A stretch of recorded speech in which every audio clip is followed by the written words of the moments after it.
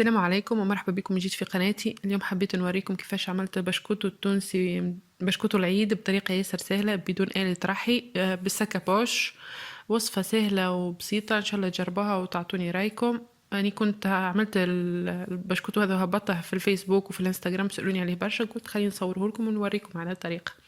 هنا عندي برش متاع برتقالتين، عندي زوز اكياس متاع خميرة حلويات، 4 بيضات، 250 جرام من السكر البودرة، عندي زيت وماء زهر ولا حليب، نقول لكم بعد قداش استعملت بالضبط.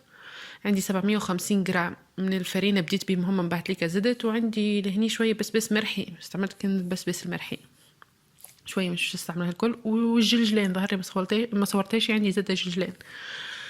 من هني حطيت 4 بيضات، زدتهم برشا متاع البرتقال، متاع برتقالتين، حكيت ملعقة كان عندكم هذاك الناشف معناها الشايح استعملوا ملعقة.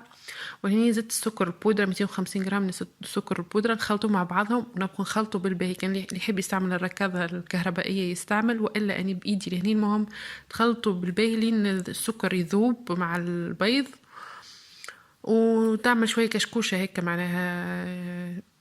معناها بدي يدخل الهواء في البيض.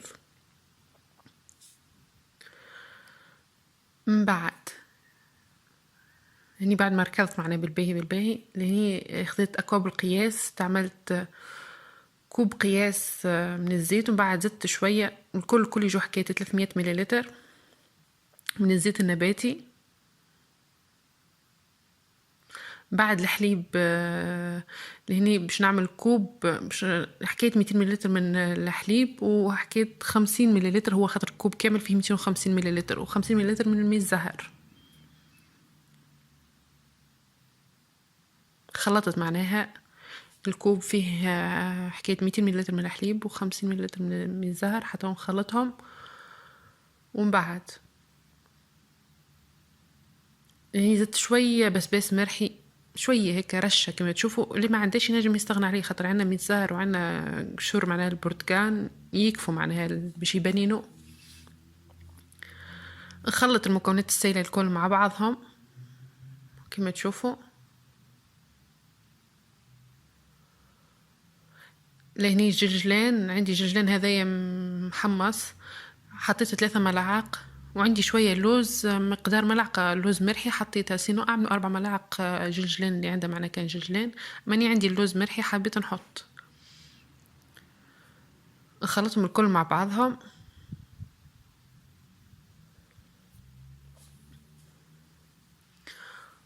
وتو باش نزيد الفرينة،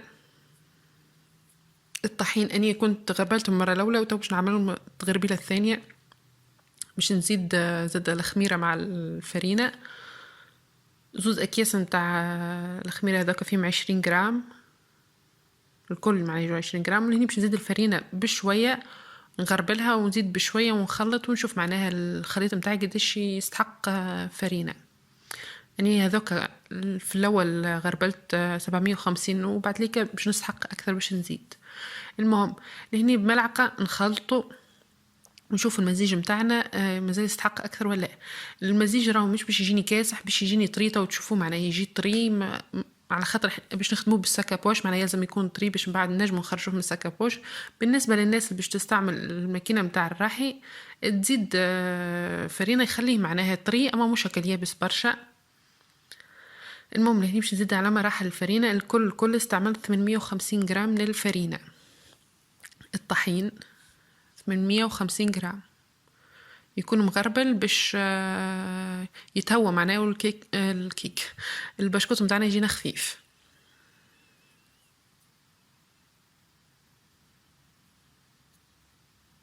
لهني حسيت اللي الخليط متاعي مازال يستحق، زدت كيما قلت لكم، زدت كوب اخر معناه يولي عندي 825. ومن بعد زدت حفنه هذيك ظهر لي فيها 25 كاك 30 جرام الكل ما هم يجوا حكايه 850 جرام.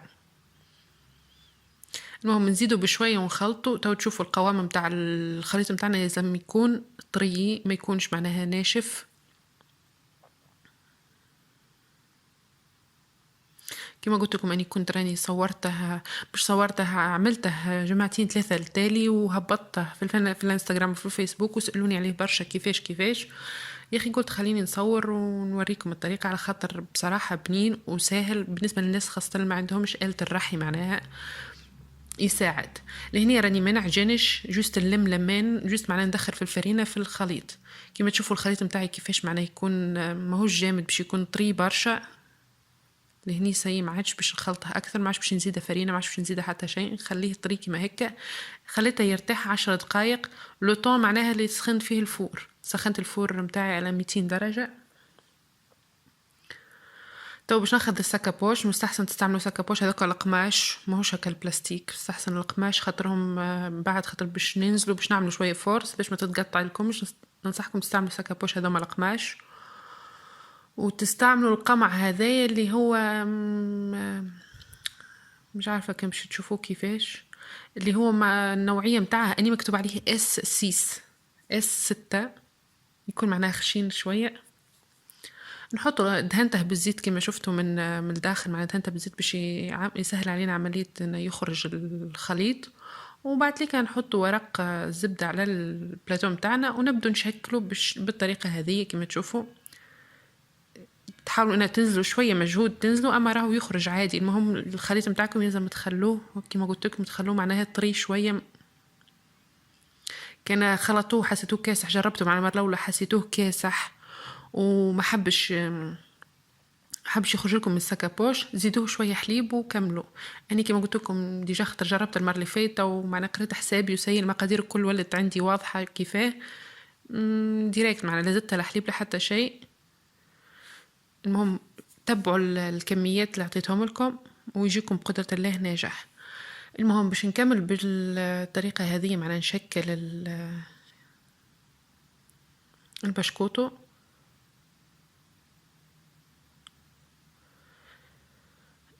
لهني عملت بالشكل هذايا، ويجون بعد كيتبوا يخشين يقولوا خشين شوي، ما يحبوش يخشين. ننصحكم معناها خرجوها الكعبة، خلاها تخرج معناها من السكابوش، ومن بعد حاولوا انكم هيك طولوها بايديكم، معناها زيدوا طولوها باش تجيكم للناس اللي يحب معناها البشكوت متاعهم ما يجيش هكا الخشين، يبدا جويد.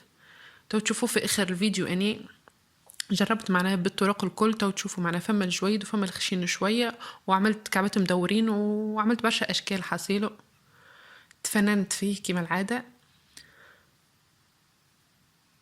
المهم بالطريقة هذه باش نكمل باقي العجين الكل، ندخله للفور على 200 درجة، يكون مسخن معناها من قبل بوقت. وخذلي الكل معناها كل واحدة خذت لي حكاية 15 دقيقة. اني من الناس ما نخليش البشكوت معناها يتحمر برشا، وقت اللي نشوفها معناها من اللوطة تحمر ومن الفوق هيك بدي معناها باش يولي دوري يتحمر حتى هو، نخرجه ما نخليش يطيب برشا باش من بعد خاطر يطيبوه برشا من بعد يكسح لكم، وين نحبه يبقى طري هش معناها.